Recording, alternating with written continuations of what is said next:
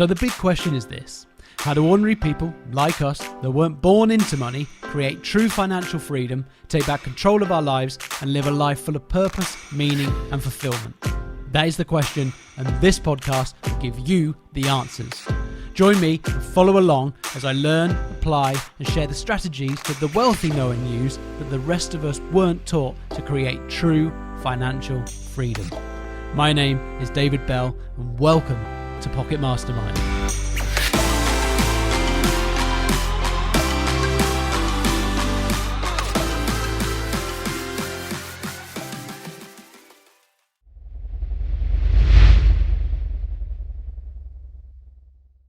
Welcome to another episode of the Pocket Mastermind podcast. Today's show is all about how you could achieve anything you want. So how would you feel if you felt like you could achieve anything you want? Well, it doesn't have to be a complete dream. My guest today is the author of the Game of Self-Domination and also the host of LifeUpEducationTV, Natsune Oki. And she's going to give you some practical steps taken from her book of how you can develop self-mastery, which will give you the skills to achieve anything you want, which sounds pretty damn good, right? So Natsune, welcome to the Pocket Mastermind podcast. Yeah, thank you very much for inviting me today. I was very excited to talk with you. Oh, I'm really looking forward to having the conversation about the book, and I think being able to give some good practical steps for people of how to actually, there you go, look, flash the book, to be able to get what they want. Because I think a lot of times it feels a bit out of reach, right? You think, oh, have a flash, and you go, I could never do that because it seems so far away. And I think being able to provide some practical steps is good. So before we go into that, let's give a bit of detail, a bit of background onto who Natsune is, and how you come to the point of writing this book. Yeah. So my name is Natsune Oki. I have a show. It's called LifeUpEducationTV. I'm a host at the LifeUpEducationTV. And this show basically talks about the advancement of humanity. I'm so inspired by the concept of how can we maximize our performance level to advance our humanity, capability of humanity. So in the show, I talk about that from the perspective of science and arts, because there's a difference. So sometimes, because I want to get the story out of people who I interview, for example, I would also ask people about their background. Like if, for example, I have a lot of entrepreneur guests who come on my show. So I would ask questions about subject matter, in terms of processes, how they do it, and also how that relates to advancing humanity. But when it comes to maximizing our performance, I'm a big believer that mindset is the number one asset, or the story that you create in yourself is definitely one of the biggest assets you can have. So I would also ask them about mindset and the story that built their mindset around that. So that's like an art parts of achieving dream. So in terms of, once again, the science, it's a science is something that applies to everybody, right? So I would also interview people, guests who are expert in some area. Maybe some people are expert in the brain, some people are expert in a physiology. So I would also interview them in a perspective of science of what is the productive state of human being. So that's kind of the show, LifeUpEducationTV. And within the same domain, I also have a book, The Game of Self-Domination. And this book, we're gonna get into that a little bit more later, but just to give you an idea, what I talk about in this book is I talk about how to create mental transformation in 3 different phases, which we're going to dive in later a little bit more. And I also have a business in Tokyo. It's called Foreign Connect. And basically what I do is I help Japanese companies to enter American market by connecting them with local partners. And I do this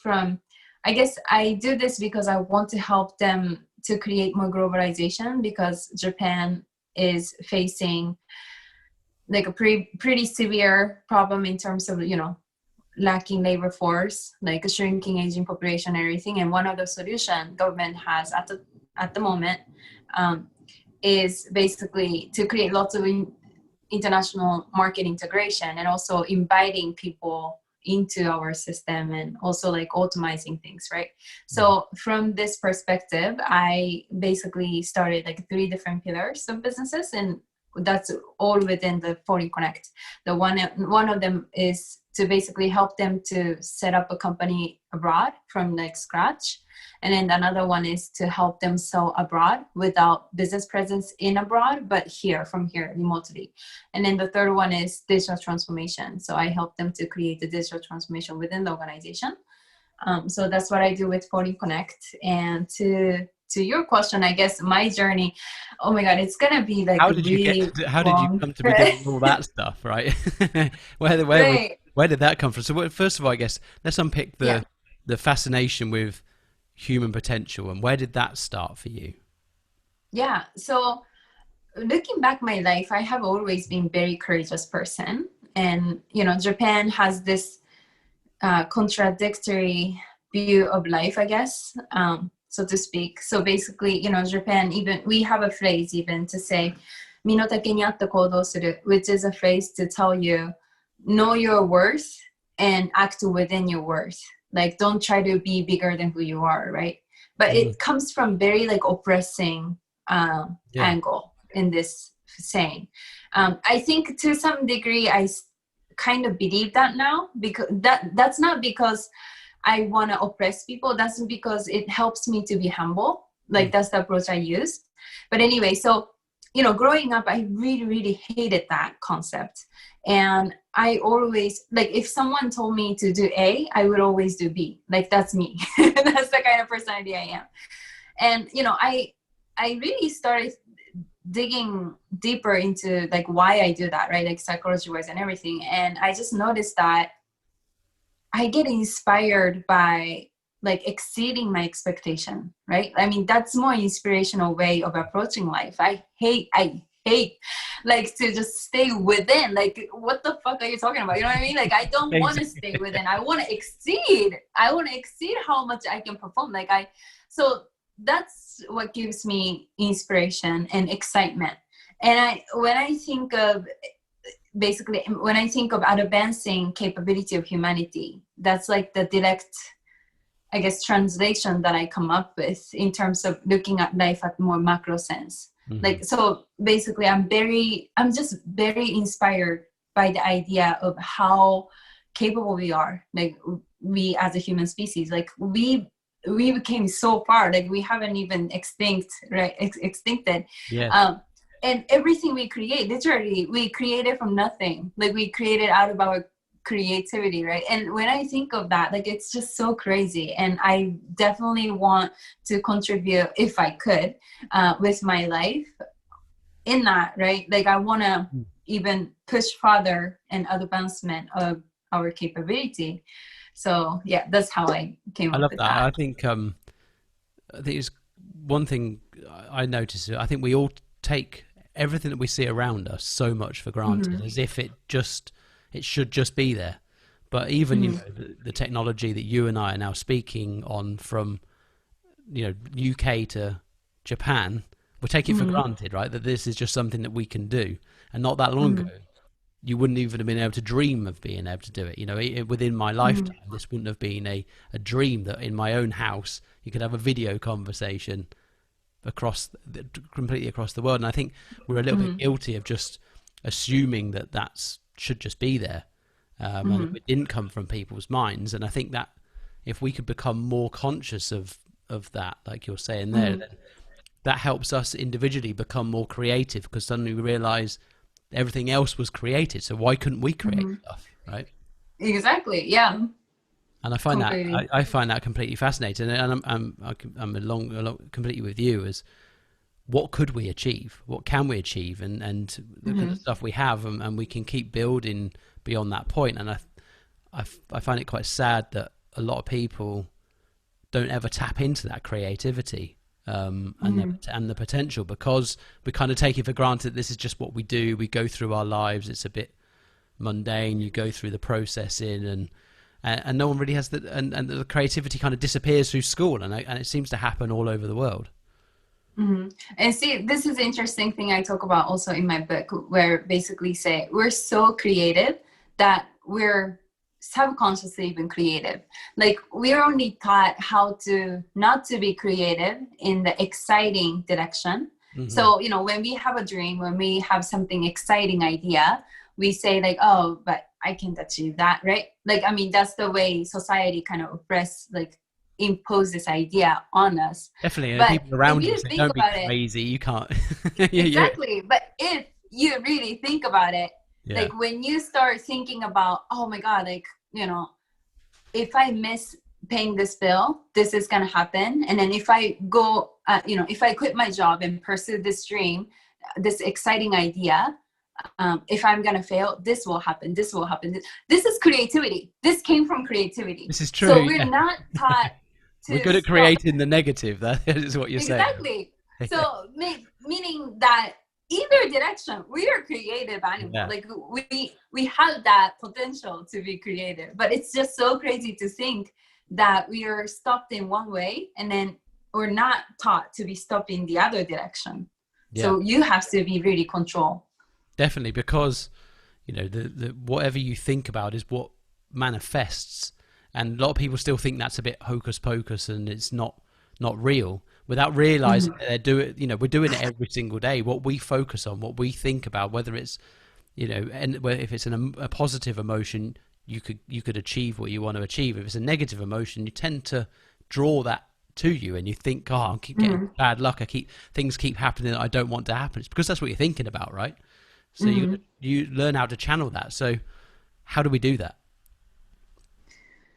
Um, how do we do what? How do we? How do we get to a place where we Mm. so we can start to be creative in a positive way, so that we can start to Mhm. achieve the things that we want to achieve? I think the number one thing is you need to stop being scared. I think one of the things you need to recognize is whatever that's not happening to you right now is not happening. And then, like you have to be very realistic. You have to be practical about what is happening. And Hmm. don't worry about things that haven't happened. Like it might not happen, right? Like the thing is, it was so interesting. So I was with my mother, we were on the car and we were driving, and then my mother had this news about my grandmother, so my mom's side mother, right? Hmm. She had some sort of diagnosis from the hospital the one day prior to it or something like that. And then my mom was saying like, oh, what if she has like brain cancer, what if she has like blah blah blah, right? And then, I mean, all this shit was not happening at all. They were like, what are you talking about, mom? Like, so I think a lot of people do that subconsciously. I think if I didn't point that out to her, like she didn't even recognize that she was doing it, Hmm. right? But I think, yeah, it's definitely a trap. I think a lot of people tend to just start imagining about the worst case scenario. But the thing is, guess what? I mean, whatever that's not happening to you right now is not happening. And like even the positive sense too. Like Mm. I think a lot of people stumble upon creating decisions. I mean, create, you know, a lot of people have a hard time making decisions because they kind of wonder, oh, what if I choose this or what if I choose that over this decision, right?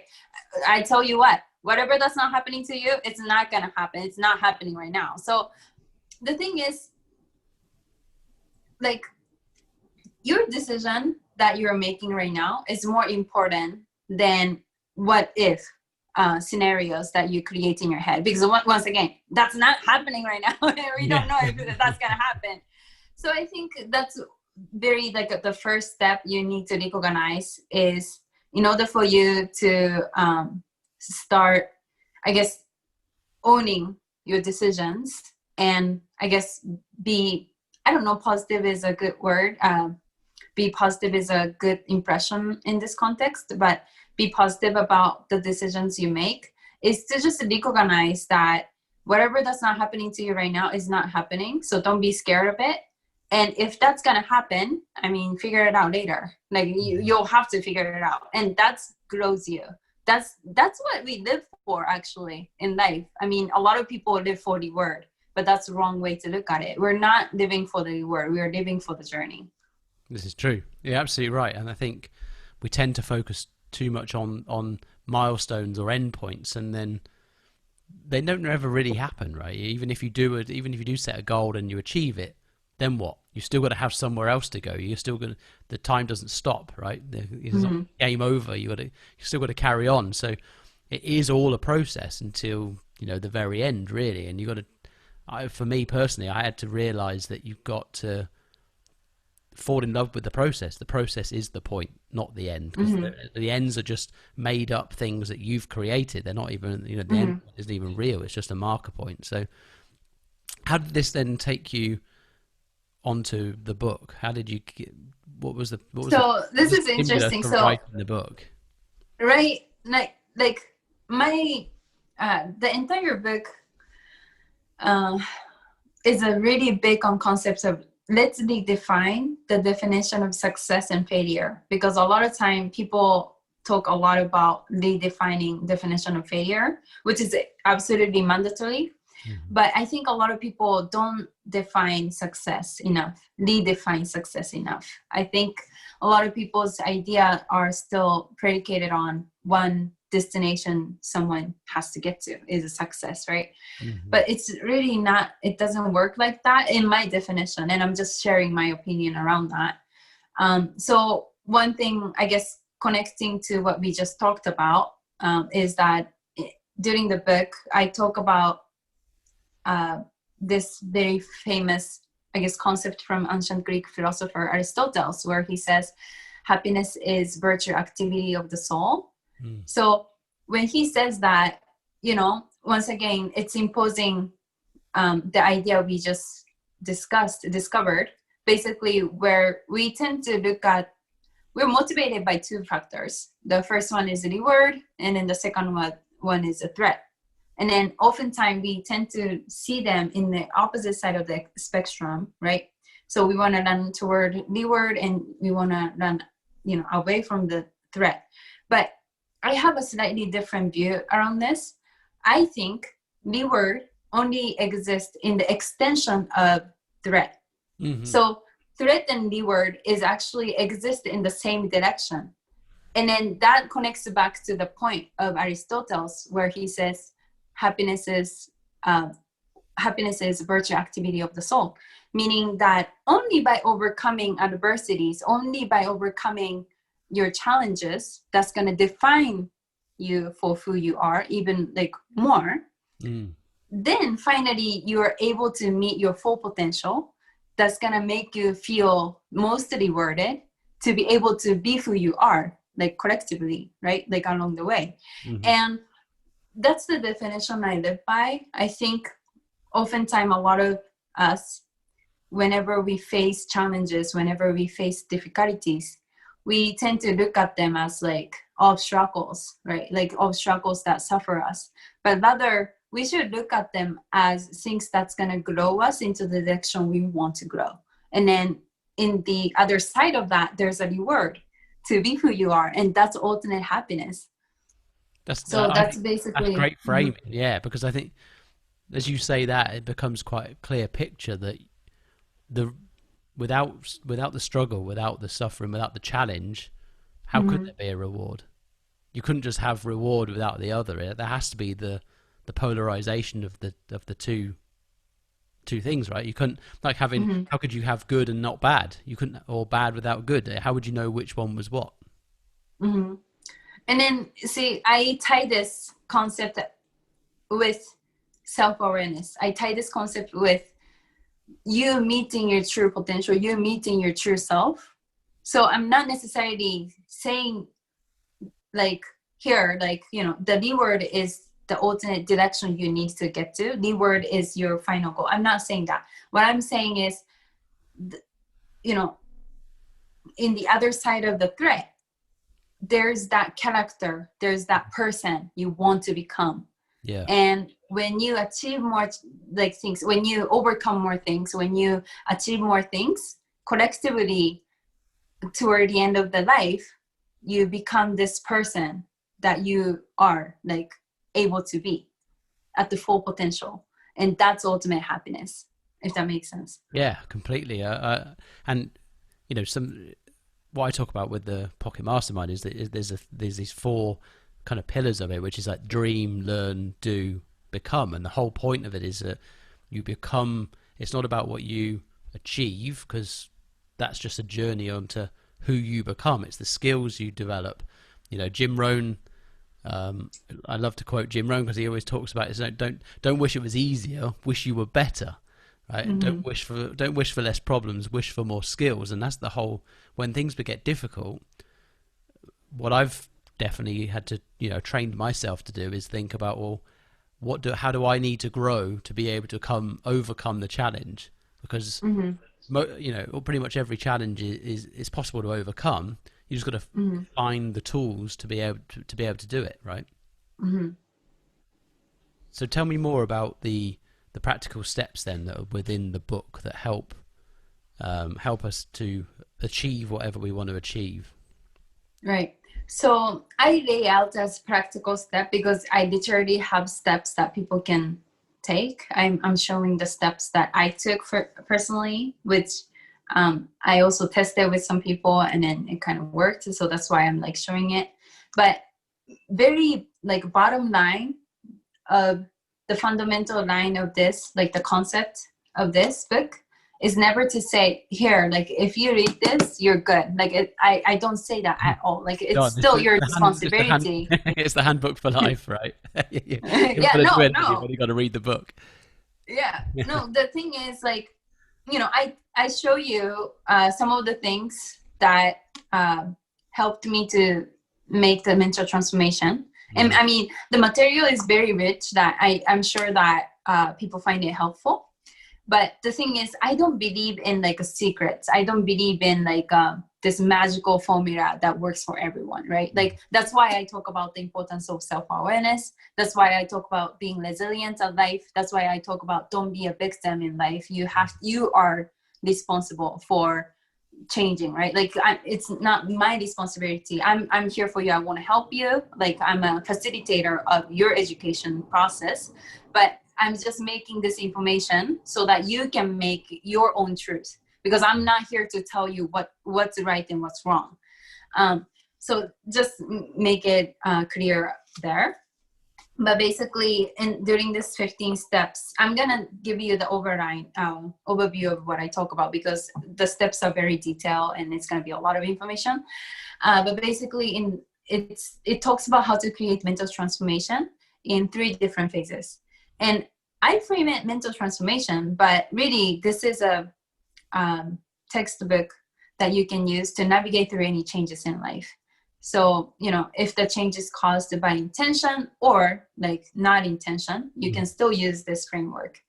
So basically in the first phase, I talk about how to create decisiveness and momentum, how to make a decision in life, right? Like to say, look, I'm in, like, enough is enough. Like I had enough of this. I need to change. There's no other option. I need to commit. And when you want to make this decisiveness, a lot of people talk about perspective of either inspiration and desperation, but personally, I think you need both. So you need both inspiration and desperation. Inspiration in the sense that you need to see that whatever you're dreaming of right now is possible. Mm-hmm. And then you also need to, at the same time, be disgusted about your life situation and like super desperate about changing it, creating action against it. So that's the first phase. I talk all about that. And actually, it's a very interesting phase because it's a very interesting portion of my book, because I actually included this 70 life up quotes that people have to read every day. So like I said, it's like a steps so people can do it. And if you can't create mental transformation, email me, because I'm going to make sure you're going to make mental transformation. But it's just so like rich, context rich, that there's no way, like, people, if you stuck on it, like, you're not going to probably, but what was your personal experience then that you went through that you kind of documented? No, I was really lost, to be honest, like I was facing one of the biggest change in life. Like I just didn't know what I wanted, right? Like for the first time, I really needed to I wouldn't say for the first time, but you know, in a very serious sense, for the very probably one of the first time I had to face like a really deep conversation within myself. I wasn't looking, like, thankfully I wasn't looking for answers outside. I was looking for answer inside. Mm-hmm. And I think you need to find answers inside always. And at that time, I think, I was listening to the same kind of people as well. Jim Rohn, Tony Robbins, like everybody like that. And yeah, like really, it took me for, I don't know, even like 4 to 6 months really, like to finally say, look, like this is enough. Like I'm gonna be my own boss. I'm gonna take, responsibility for my life. And until then, I felt like I was letting people walk all over me, type of situation. Mm-hmm. So yeah, that was the transformation. But sorry, to come back to the point earlier, I was going to tell you what I talk about in the transitioning to the second phase and the third phase, Mm-hmm. because once again, it's a book talks about how to create mental transformation in 3 different phases. So transitioning to the second phase, actually, this is also interesting chapters. Actually, I got the most positive feedbacks from my test leaders is this phase. And this phase, I talk about how to be resilient, right? So that's like a whole, I guess, big theme of this entire chapter. So it covers how to be resilient from very like various angles. The first one I talk about is the importance of self-awareness. Another thing I talk about is the importance of visualization, which sounds kind of lada, but really, if you consider quantum physics of how the world is built, like for example, like I'm very dense here, you're very dense there, but in reality, like we're not really solid. We're not really solid matter. So visualization really works. Like I tell you why that works, and I also talk about brain conditioning along with that. And there's something to do with people having to be interdependent versus independent in that chapter. Basically, we're to talk about, once again, we feel like, or we seem like we're individual entity because we are only able to experience our life, this world, from the perspective of our very individualistic entity. But in reality, that's not how it is. And once again, like, the world, everything is vibration, like a small particle moving really fast. And I'm just like really dense, right? And then at the macro picture of universe, like me and you are same thing. Like me and you are connected, even if we're like so far. But once again, like because we are human and so small, like we can't feel that, we can't see it. But I'm very macro thinker, so I kind of like talk about that. And then another thing I talk about is how to create certainty in whatever you're doing. There, I talk about confidence, but I also talk about how, competence can be created in terms of like, I will tell you, I come from business and economics background.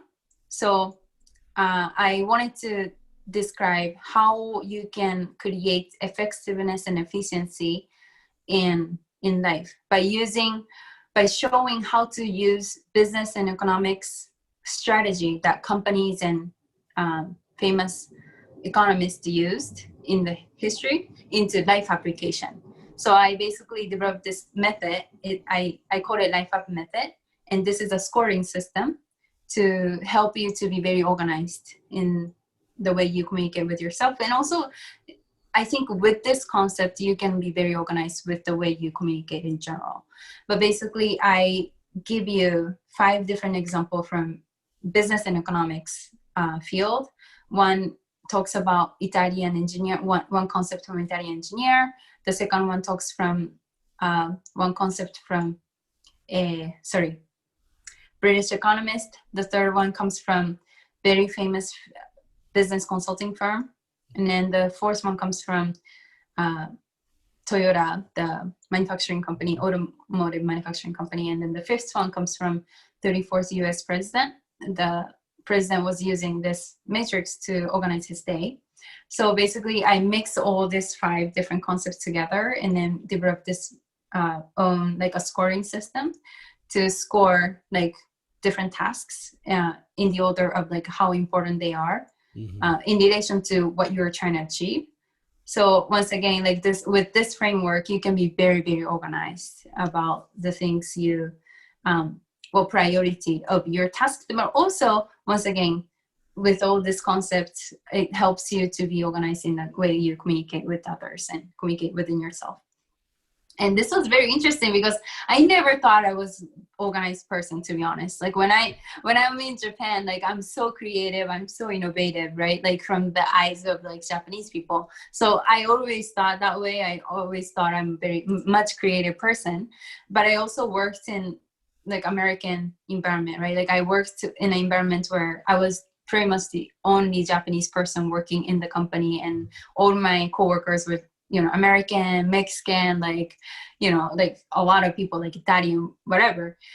And one thing they all said about me was I was so efficient and I was so effective. And so at the time I didn't recognize that I was all these things, but it's very interesting. And I guess one of the concept that helped me to be organized was this method, which I explain what it is in my book. It's called the Misi principle. But this really helped me to be very organized. So yeah, you can find that out. So that's the entire second phase. And I talk about how to be resilient. And with that, basically transitioning to the third phase, I talk about, once again, the redefining success and happiness, and also failure, because I think a lot of people redefine failures, but I think there's not enough talk about success, redefining success, and really personalizing what success means to us, right? Like I feel like a lot of people apply this one size fits all kind of solution approach even to success, definition of success, which makes a lot of people miserable because it just doesn't work that way. So in the transitioning to the third phase, I start talking about why are we really here for, right? Like a little bit philosophical, very like a deep question about life, and really show you the different narrative around why we are here and what happiness or success that we are striving for today is actually looking very different from the overused definition today. Because I mean, globally, we seem to have defined success over the, I don't know, however long, in the last probably couple of centuries or so, as being material wealth or accumulation of stuff as being successful. Who's got the most stuff, who's got the most money as being success. And I think it's just looking too black and white, and it's just one angle. Whereas, you know, success, like you say, success is defined it can be in so many different facets, right? From so many different people. So how, I mean, let's talk a little bit about some of the stuff that you've discovered around success, and how give somebody else, maybe give somebody listening now some examples of how else success can be defined, or how do we start to understand what our own personal success might look like. Like, I think once again, like it's very subjective matter. So I can't, for that matter, like I can't tell anything to anyone that is my truth to them to say, this is the truth, this is something that you need to follow, right? Like I can't do that to anyone, because even if I tell you something as a truth, if you don't see that in that way, it's not truth to you. Of course. So I mean, what's the point, right? So for me, like I really can't define other people's success, what it means. But personally, what I can share is what my personal take is, which is, for example, I think success can never be achieved because success is always in the future. So like you don't look back whatever you already achieved in the past and say like, oh my God, I'm so inspired, I'm so motivated by the success I've already had, like whatever I've already achieved, right? Like you're not even living for that anymore. You're always like, face is always moving forward. Like you know, facing toward the future. That's where success exists, because success is something that excites us. Success is something that inspires us to want to be better, to, you know, like creates ambition. And that's the way I define success. That's nice. What kind of things do you personally try to work on yourself, or what are you trying, you know, kind of things that do you try and strive towards succeeding? See, this is why ultimately I came to very like I don't know, like a universal, but like a very macro view of like what my purpose is, which is to advance humanity, to advance the capability of humanity. I mean, it's like a very big topic, but once again, I'm very macro thinker, and that's like the one, I guess, concept that excites me the most about. I know that I'm not going to be able to see everything in my lifetime. I mean, by far no, but you know, just by the idea of me being a part of humanity and then having that imprint of like contributing to the direction of growth, to the direction of innovation, to the direction of advancement and progress as a humanity is very exciting to me. So that's what success means to me.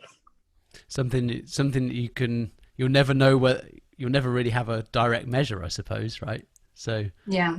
you kind of, it's always, and you see the same, you know, look in different industries, science and various you know, space travel, for example, or any advancement. You think about all of these people that work very hard through their lifetimes to make a bit of progress, and then someone else picks up the work and moves on and moves on, and over the course of 100 years you make a huge leaps forwards, right? But in one Exactly. lifetime, most people don't get to see, lots of people don't see the beginning or the end. They're just part of the middle part of the journey. Yeah.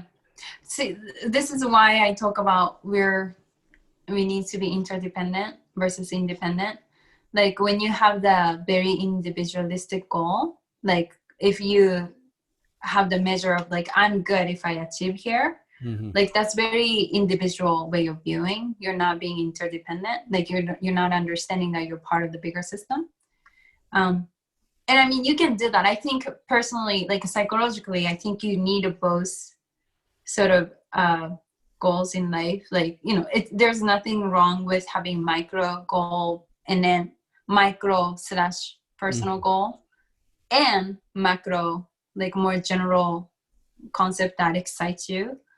And I think I do have both, but for example, I write down my goals every morning. Like I don't look at what I wrote yesterday because I'm doing this in a very intentionally, right? Like I want to be very authentic to what I'm thinking right now.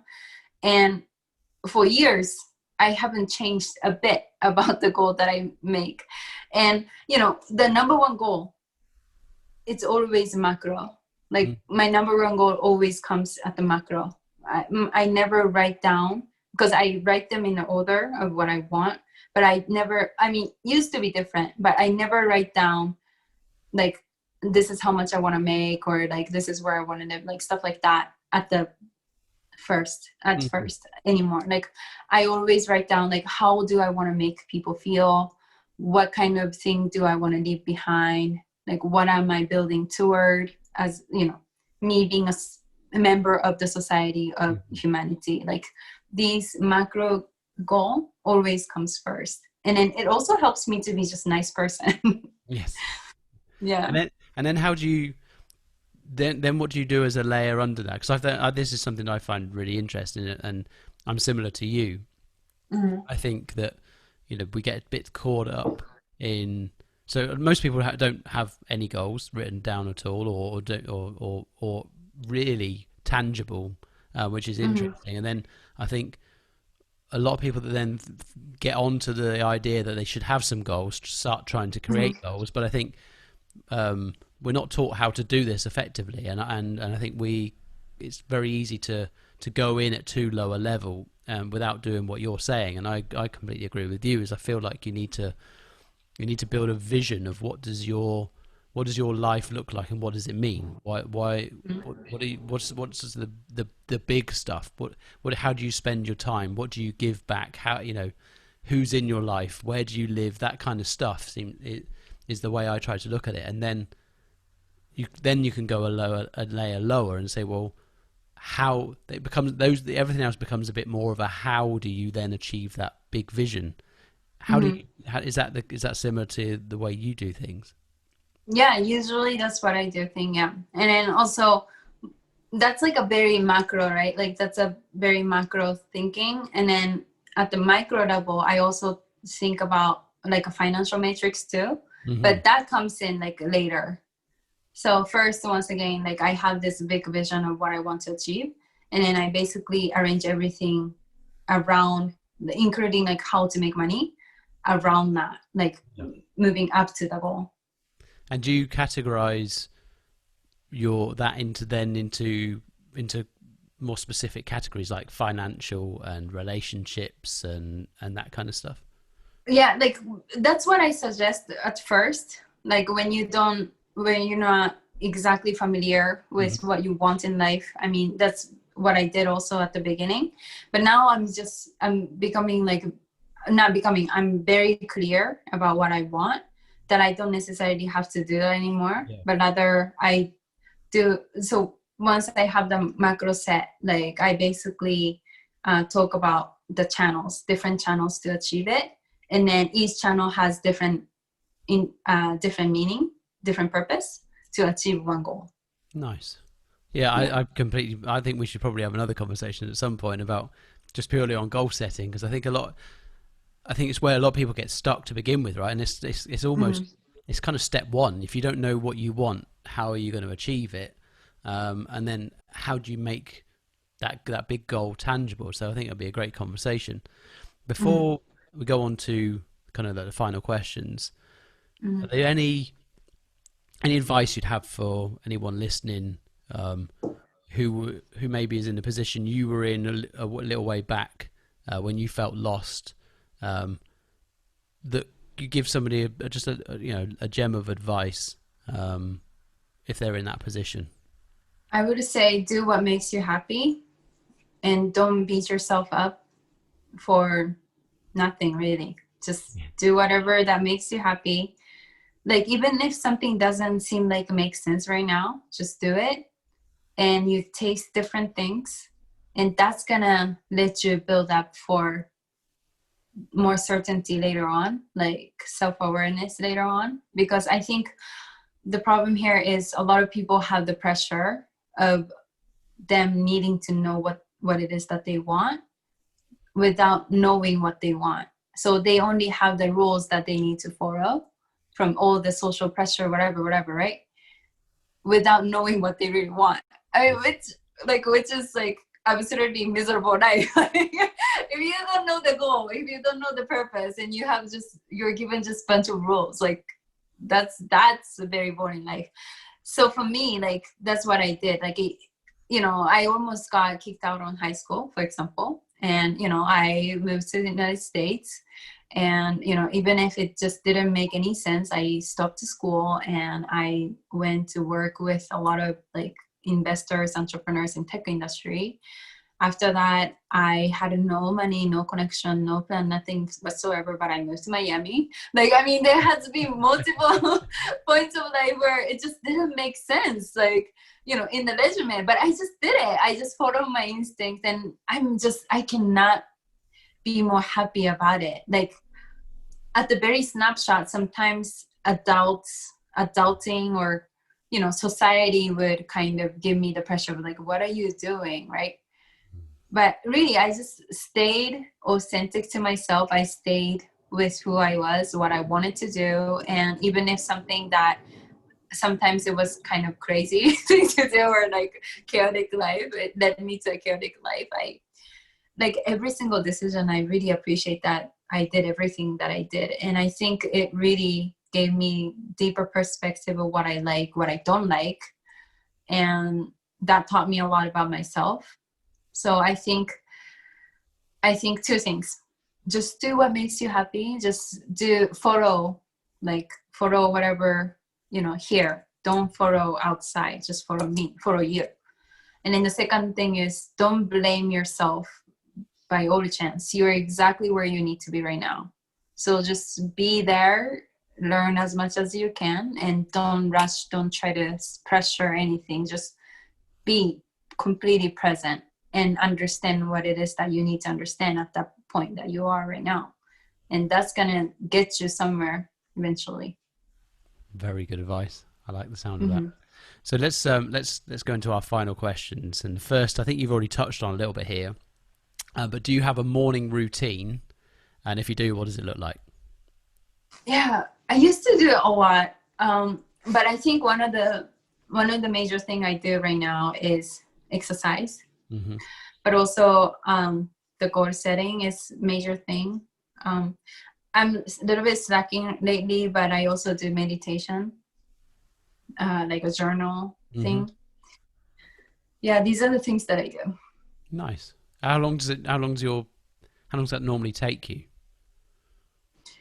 2 hours, but it really depends. Like sometimes when I'm busy, like I don't do it, but at the same time, once again, like I don't necessarily beat myself up for it. Yeah. Because when you start blaming, like you just don't want to do it anymore. So I don't pressure me for not doing it. Like I do it when I can do the whole set, but if I can do just a tiny bit of it, that's okay too. Yeah, that's good. 3 books that you'd recommend and why? And you can't say your book 3 times. Huh? You can't say yours 3 times. This is a hard question because I read books a lot, but in Japanese. A lot of them are in Japanese. And recently, I don't read a lot. I listen many things in English one. So I really want to say this one, but this is Japanese book. So I don't know if that makes sense. Should I just tell you? Yeah, why not? Yeah. Okay. So basically, this is the book that I picked up when I was still a student. And this is one of the most inspiring book I've ever met. I guess at such an early age. If that book didn't exist, I wouldn't be an entrepreneur. I would never went to America. I would never did anything in my life. That kind of impact, right? Wow. So this book is written by Ayume Takahashi. He's also a Japanese person and very like super freedom person, like a super free person. Free person. That's a very vague description. Like a free thinking person. Free thinker, yeah. And he just doesn't follow the rules of society, which is very rare to find in Japan, especially. So I was just very like, wow, like, is this possible? Like, is this a way of living? Like, I was just so inspired. And yeah, he has a like a set of quotes in this book, and in the cover he says, "Dream never runs away from you. It's always you who runs away from dream." Like I was like, "Whoa, shit! Like this is gonna be good." Yeah, that's good. So yeah, it's very recommended, but it's in Japanese. Is there an English? Do you know if there's an English translation of it? I don't think so, but maybe, yeah, he has other books that has an English translation. I can reach out to him and be like, yo, I can translate. Like, maybe we can sell this. Like, why not? Yeah. Yeah, but he's super cool. And another book, English book is a little bit difficult. I think I read some of the books that I read. Well, another one, 4 Hours Work a Week was pretty good. Another one, I would say, Happiness Advantage from Sean Acker. He is a happiness psychologist who studies happiness psychology in, I think, Harvard University. He was like an assistant teacher or something in that subject, and he studied like 10 years, and now he's a consultant, I think.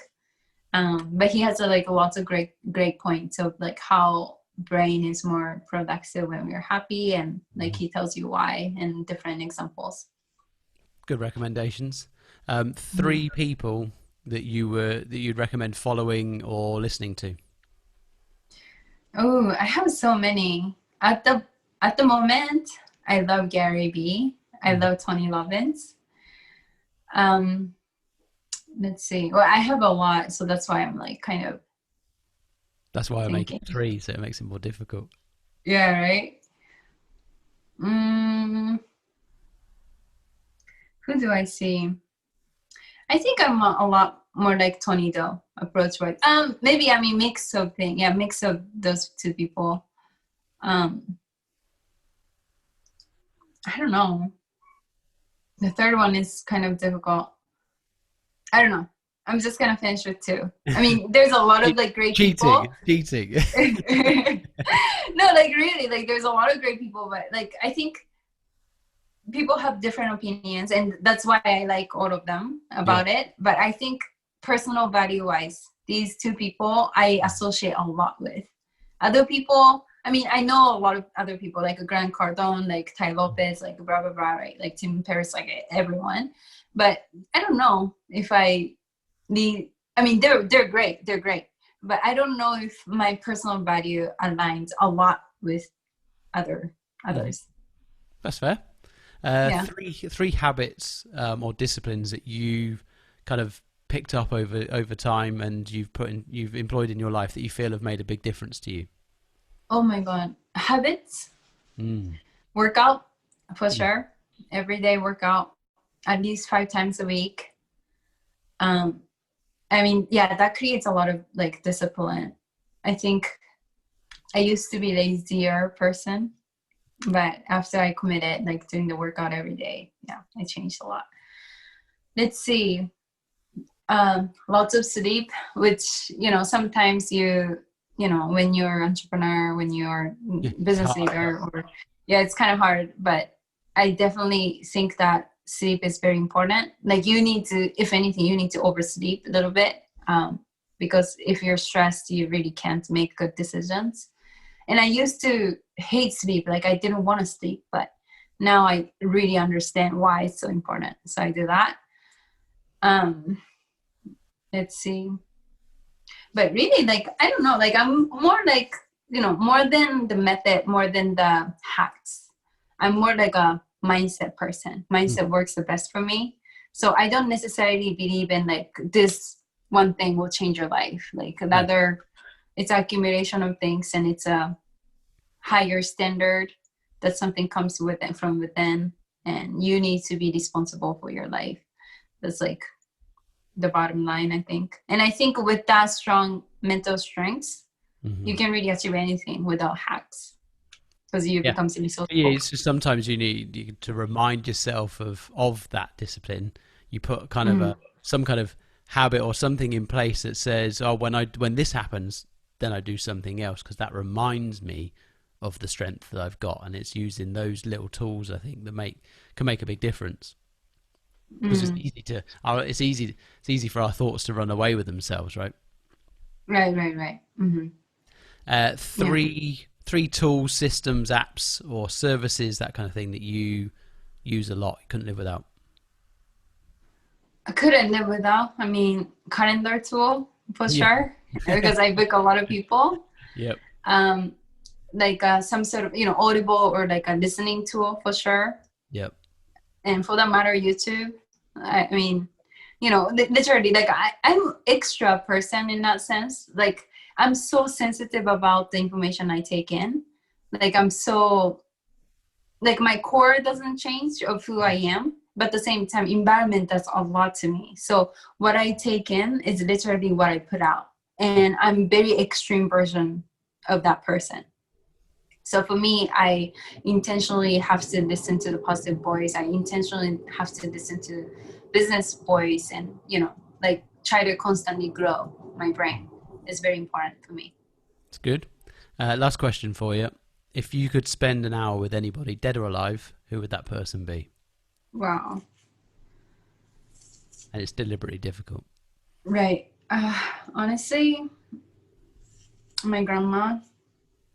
Nice. Yeah, I missed her, like when I was abroad, and she took away. I mean, she passed away, and I couldn't be there. So I feel like I want to spend time like talking about how important she was to me and everything like that. That's very nice. So before we head off, remind everybody the name of the book, where they can find you, and any links, social, that kind of stuff. Yeah, so my book, once again, The Game of Self-Domination, right here. You can find, well, by the way, this is like a sample label, so it's not gonna be like this ugly. But yeah, it looks really pretty. The Game of Self-Domination, you can find it on my domain, LifeUpEducationTV.com. You can also find it on Amazon, but I recommend LifeUpEducationTV.com more because you have like extra stuff you can get from that. And my social media is also LifeUpEducationTV, and you can find me under YouTube, Instagram, Twitter, Facebook, TikTok, pretty much everywhere.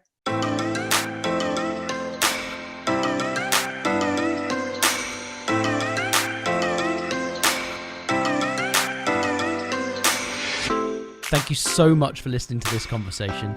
If you enjoyed it and you'd like to hear more similar episodes, head over to pocketmastermind.com, where you'll also find the links mentioned in this conversation.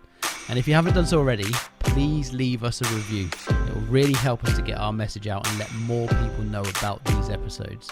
So leave us a review, leave us a rating, hit the subscribe button, and please share with your friends.